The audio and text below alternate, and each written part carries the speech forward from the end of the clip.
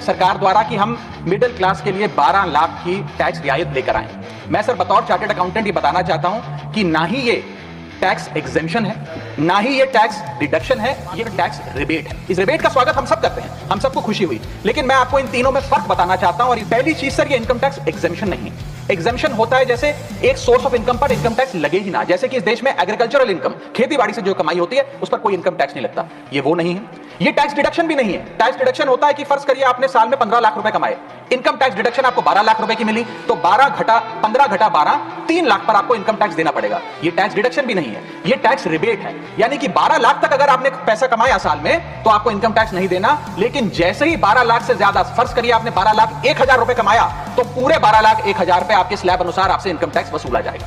मैं आपको बताना चाहता हूं और इस सदन में भविष्यवाणी करता हूं सर कि इस टैक्स रियायत से इस देश की कंजम्पशन नहीं बढ़ने वाली।